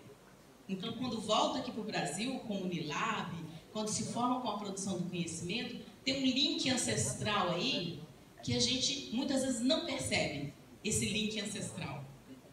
E aí, caminhando, de novo o jornal. O TEM alfabetizava, tinha escola para jovens e adultos, traduzia peças, fazia uma discussão com a intelectualidade branca da época e produzia o jornal com o nome o quê? Quilombo. Eu não preciso nem dizer para vocês a história de resistência que está aí por trás e que tipo de conhecimento para a época estava sendo produzido. E aí, vamos lá, mais um exercício, uma coisa do TEM, e aí a gente vai dar um pulo para pensar esse movimento mais contemporâneo. Em 78, com a formação do que hoje se transformou o MNU, no ato nas escadarias do Teatro Municipal, de reivindicação de um lugar das pessoas negras na política brasileira, em função de uma série de eventos racistas que aconteceram naquele momento no Brasil. O que é importante pensar que a gente estava em 78. 78 era ditadura militar no Brasil. Muitas vezes, quando nós estudamos os movimentos contra a ditadura militar, onde estava a população negra? Onde estava o movimento negro? Junto com as lutas contra a ditadura. Será que os negros estavam todos passivas? Não, estavam lutando também, se organizando também. Mas é a pergunta, por que a invisibilidade histórica dessa participação? Ativamente produzida. Lembra que eu falava com vocês? E aí, só para mostrar para vocês também que outras ações do movimento negro, aí a gente tem um movimento negro que atua dentro da Igreja Católica e fazia toda uma discussão com esse lugar de dominação da Igreja Católica, que eram os agentes de pastorais negros e que muitas vezes tensionava e rivalizava com os movimentos, não é isso? De base mais política e política partidária. A luta antirracista estava lá colocada, mas tinham filiações políticas e ideológicas diferentes. Isso que acontece em vários movimentos sociais e não só no movimento negro. E aí, cadê o Ivan? O Ivan já foi embora. Eu trouxe também uma dimensão mais contemporânea, que é o Núcleo de Estudos Negros, que o professor Ivan Lima participou, e que mostra essa organização e interferência do movimento negro na educação. Então, aqui a gente já tem um acúmulo de saberes organizados e começa um movimento, então, a ir para outras esferas, que não uma política sindical, uma política partidária, para pensar também uma política educacional. E o NEM, ele é um dos exemplos desses núcleos. E aí esse movimento também se organiza no plano cultural e artístico. E aí nós temos a presença dos blocos, e principalmente do bloco Ileaê, que já surge numa contraposição ao racismo em Salvador, explicitando para aquelas pessoas que achavam que tudo na Bahia era bonito, que a Bahia é cheia de negros, Salvador é cheia de negros, de que existe muito racismo na Bahia e que a população negra sofre racismo acentuado no Brasil e que, naquele momento, quando o carnaval, os blocos começam a surgir, negros e negras não brincavam no carnaval de Salvador, mas eles ficavam fazendo o cordão, não é isso? Que protegia as pessoas brancas, e ainda hoje nós vemos isso em Salvador, quem já passou o carnaval em Salvador sabe disso, protegendo as pessoas brancas que estavam dentro dos blocos, dentro dos cordões, e Ileaê surge para revolucionar com isso. Mas tem uma coisa muito bonita no Ileaê, porque o objetivo político dele de marcar uma presença traz também um processo educativo. Cada panuelo do Ileaê tem uma representação iconográfica, que tem uma história que é contada, que aparece nas letras da música, que aparece nas vestimentas, e o Ileaê, inclusive, teve um grande projeto educacional coordenado pela Lurdinha Siqueira, que trabalhava com as escolas da Bahia, públicas da Bahia, antes da Lei 10.639 ser implementada. E aí, eu vou passar mais rápido.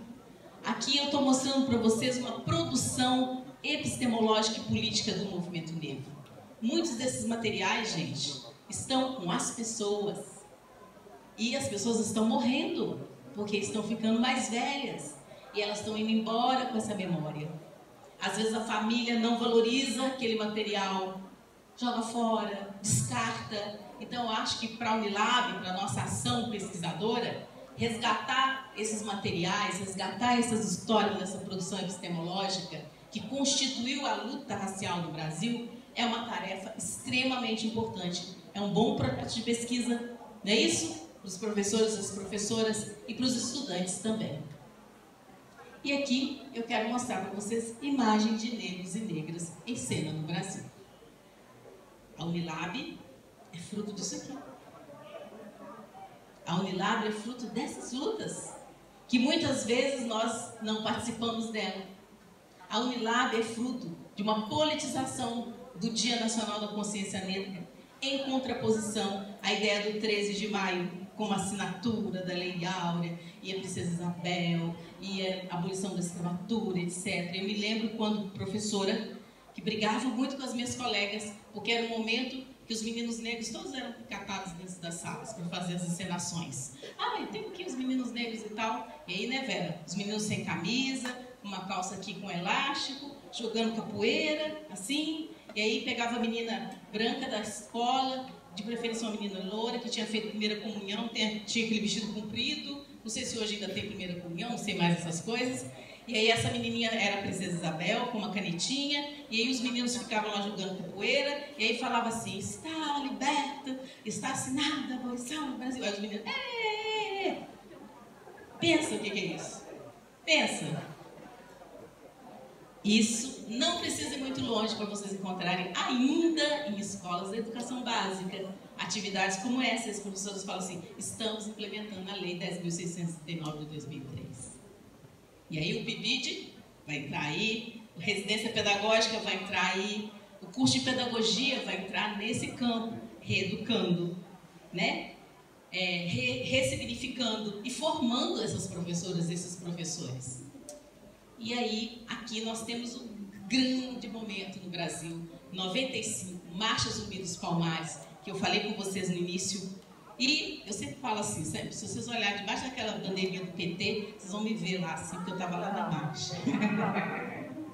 E esse momento foi icônico no Brasil, porque era também um momento que zumbi era colocado no Brasil para a sociedade brasileira, não só para negros e negras, como um símbolo de resistência. E esses 300 anos do zumbi, com a entrada do movimento negro no Congresso, a primeira vez que a gente sentou naquelas cadeiras, nem sabia que depois ia ser ministro, um dia ia ficar lá discutindo aquelas coisas. Nós sentamos na... Sabe o que é isso, gente?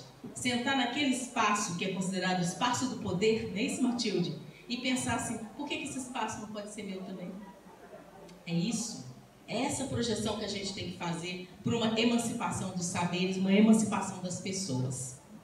E aí, não poderia deixar na luta dos povos quilombolas, não quero me alongar, e há toda uma discussão sobre as cotas que envolveu a juventude e, principalmente, algo que eu sempre falo, o movimento negro, quando ele faz o seu trabalho de democratização da sociedade, de impactar a universidade, de combater o racismo, como o racismo está na estrutura da sociedade e a raça é estrutural e estruturante, ele irradia para muitos outros segmentos em situação de opressão, que também realizam lutas emancipatórias, que não são só a luta racial. Então, quando o movimento negro faz a discussão sobre as cotas, amplia para quê? Estudantes pobres, não é isso?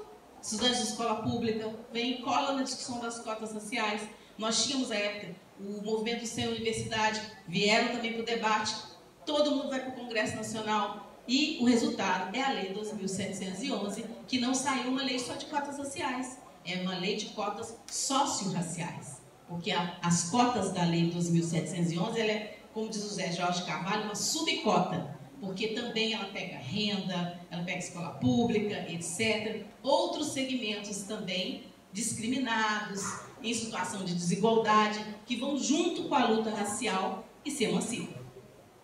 E aí, a gente tem o que é chamado hoje de movimento negro acadêmico, e o Alex Hatz constrói essa definição, esse conceito, e que muitos de vocês têm participado, que é a Associação Brasileira de Pesquisadores Negros. Lourenço já organizou dossiê na revista da BPM e os congressos brasileiros de pesquisadores negros.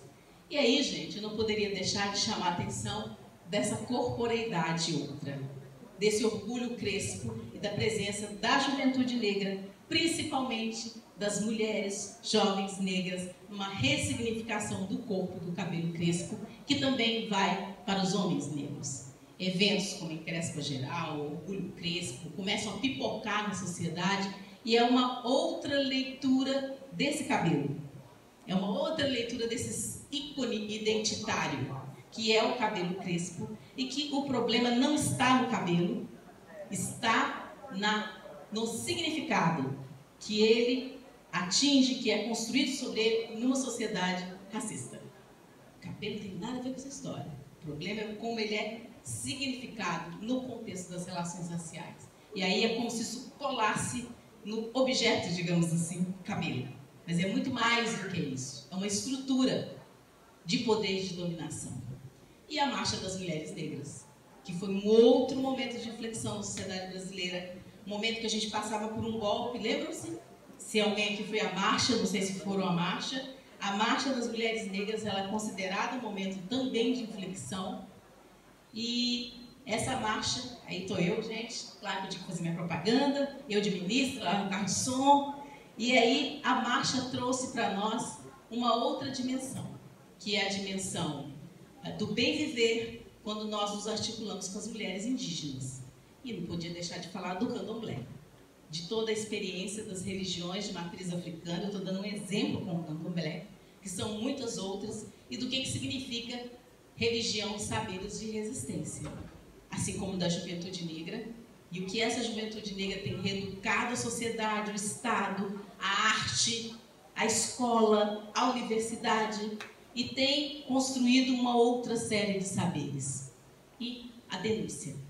Quando nós falamos de juventude negra, nós temos a denúncia do genocídio. E quem ressignificou a mortalidade, o extermínio da juventude negra como genocídio foram os próprios jovens negros e negras, porque o campo das relações internacionais não aceita a ideia do genocídio para se falar do que acontece com os jovens negros no nosso país.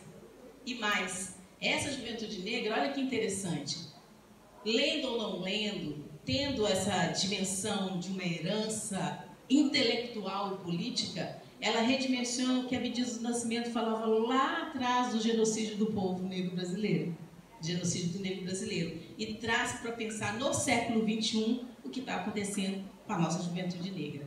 Gente, é ou não é produção de conhecimento da mais alta qualidade, que é produzida e que vem para a universidade com os corpos que vêm para cá, com o intelecto que vem para cá, com a emoção que vem para cá, com o corpo que vem, com o cabelo que vem, com as cores que vem, com o cheiro que vem, com o sujeito que chega.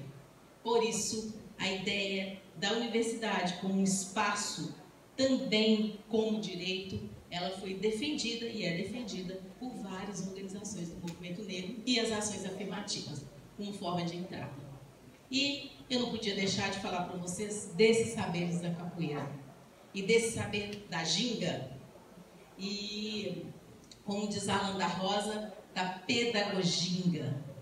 Essa pedagoginga, ela é uma arte e ao mesmo tempo é uma forma de conhecer e que tem muito para nos ensinar e nos expressar e que é construída no seio dessa matriz cultural, matriz corpórea, que é a questão da capoeira. E a dança afro-brasileira, e que é essa dimensão de uma outra relação com a corporeidade, de uma outra relação com o corpo e, inclusive, com o mundo da dança, trazendo esse corpo negro insurgente para esse espaço. Então, gente, fechando, eu Não preciso dizer para vocês que aqui, quando eu passei os slides, vocês compreenderam a presença dos saberes identitários, perceberam?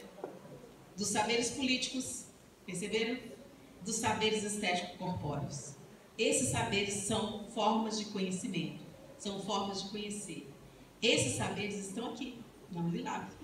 Então, construir uma pedagogia afrocentrada, decolonial, negra, afro-brasileira, analisar os livros didáticos, não é isso? Analisar o silêncio dentro da escola em questão da discriminação racial, analisar as trajetórias das expectativas dos estudantes das ações afirmativas, tudo isso compõe um grande leque, que é um leque que tensiona essa nossa universidade a ser democrática com igualdade racial.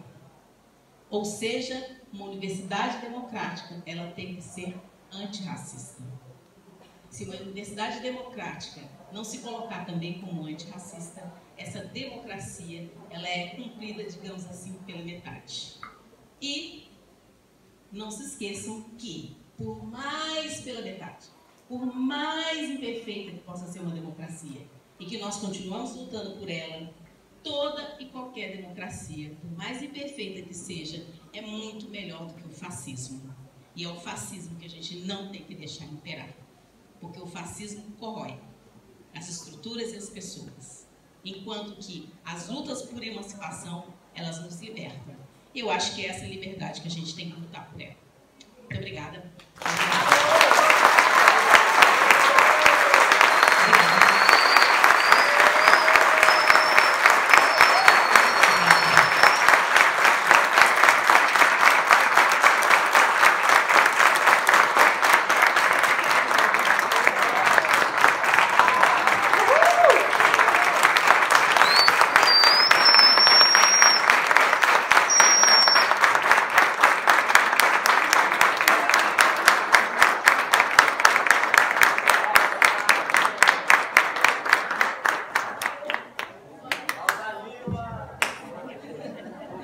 Volta aqui.